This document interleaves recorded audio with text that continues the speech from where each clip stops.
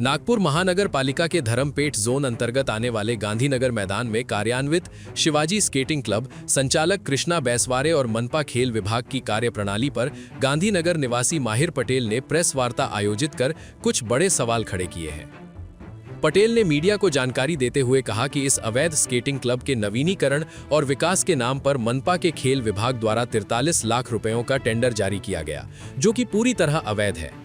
इस मैदान को स्केटिंग के नाम पर पिछले 30 वर्षों से शिवाजी स्केटिंग क्लब के सचिव कृष्णा बैसवारे द्वारा बिना किसी सरकारी अनुमति के मैदान के एक बड़े हिस्से का उपयोग स्केटिंग रिंग के रूप में किया जा रहा है, जबकि आरटीआई से प्राप्त जानकारी के अनुसार एनआईटी ने इस मैदान की किसी भी व्यावसायिक उपयोग के लिए अब अनुमति नहीं दी है।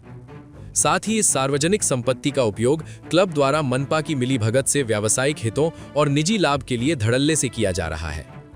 हमने इस मामले की गंभीरता को समझते हुए गांधीनगर मैदान पर जाकर हकीकत जानने का प्रयास किया और माहिर पटेल से बात की।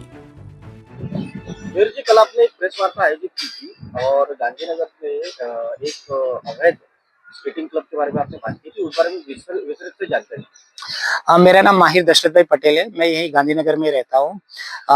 लास्ट ईयर भी मैंने ये स्केटिंग का मुद्दा उठाया था। ये जो स्केटिंग रिंग आपको जो पीछे दिख रही है वो पहले भी अवैध थी। ना ही कॉर्पोरेशन के और ना ही एनआईटी के कोई भी रिकॉर्ड पे ये रिंग थी। ये रिंग शिवाजी स्केटिंग क्लब के सेक्रेटरी कृष्णा बैसवारे 30 साल से अवैध चला रहे थे।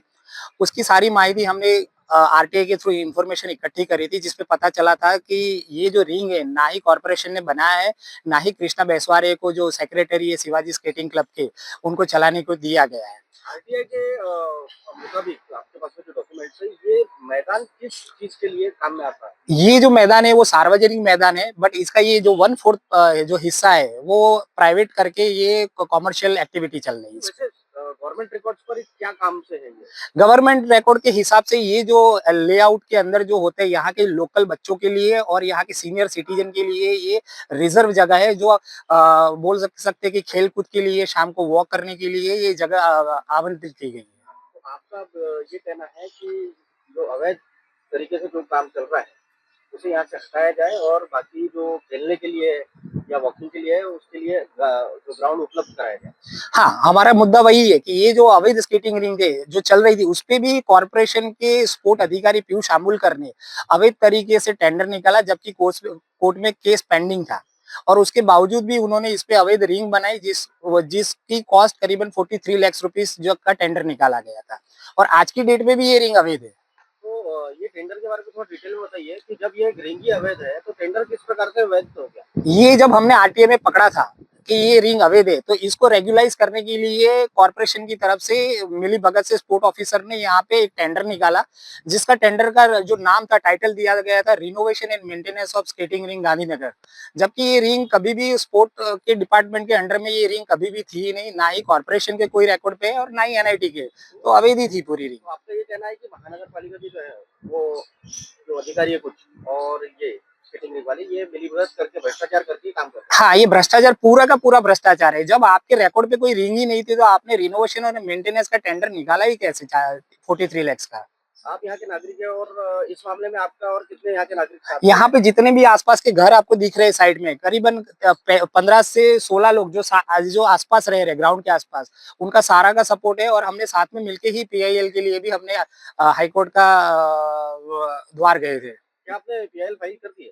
हमने पहले पीआईएल फाइल करी थी और उसका अभी रिसेंट जजमेंट आया कि वो जो है अभी नागपुर म्युनिसिपल कॉर्पोरेशन को हम रिप्रेजेंट करेंगे और नागपुर म्युनिसिपल कॉर्पोरेशन इस पे छानबीन करके सख्त कार्रवाई करेंगे इस पे। कितने वर्षों से ये स्केटिंग ग्राउंड शुरू है और अवैध शुरू है, तो आज तक की इनकी इतने सालों में कमाई कितनी हुई? 30 साल से ये बंदा चला रहा है, तो 30 साल के हिसाब से अगर पकड़ा जाए तो लाखों रुपए की कमाई उन्होंने करी है, यानी लाखों रुपए का सरकार को गमन हुआ है, क्योंकि सरकार के रिकॉर्ड पे तो 1 रुपए का भी पैसा आया नहीं है। तो ये सारा का पैसा कृष्णा बैसवारे की जेब में गया है शिवाजी स्केटिंग क्लब में। स्पोर्ट्स कोटे के नाम पे इन्होंने सरकार को भी चूना लगाया, उसका टैक्स भी इन्होंने नहीं भरा है। हाँ, सही बात है आपकी। तो अब आप क्या मांगे प्रशासन से? हमारी प्रशासन से मांग है कि जो शिवाजी स्केटिंग क्लब जो चला रहा है कृष्णा बैसवारे अगर आप ये रिकॉर्ड देखो, कृष्णा बैसवारे फर्जी डॉक्यूमेंट के साथ चला रहा है। ये बोल रहा है कि ये जो डॉक्यूमेंट है 30 साल की लीज ली गई है, जबकि शिक्षण विभाग ये ऐसी लीज दे ही नहीं सकता कभी भी। क्योंकि लीज देने का सिर्फ ना सिर्फ जो पावर है वो कमिश्नर, नागपुर म्युनिसिपल कमिश्नर को है। शिक्षण विभाग कोई भी लीज दे ही नहीं सकता है। तो ये 30 साल का जो ये लीज का पेपर है वो पूरे का पूरा फर्जी है। तो हमारी मांग है कि कृष्णा बेसवारे के खिलाफ कानूनी कार्यवाही करी जाए, इस ग्राउंड पे स्केटिंग रिंग बंद कराया जाए और अभी तक जो कॉर्पोरेशन को लाखों रुपए का जो चूना लगाया है वो उससे वसूला जाए और कॉर्पोरेशन के अकाउंट में वापस लाया जाए। इसके पश्चात हमने शिवाजी स्केटिंग क्लब के सचिव और संचालक कृष्णा बेसवारे से बात कर उनका भी पक्ष जानने का प्रयास किया, लेकिन बेसवारे ने कैमरे पर अपना पक्ष रखने से साफ इनकार कर दिया। स्केटिंग क्लब के संचालक का इस तरह से मीडिया से बचना और अपना पक्ष न रखना कई सवालों को खड़ा करता है। अब सोचने वाली बात यह है कि क्या माहिर पटेल द्वारा मनपा खेल विभाग और क्लब संचालक कृष्णा बेसवारे पर लगाए गए आरोप सच के करीब हो सकते हैं। रिपोर्ट सकल समाचार, नागपुर।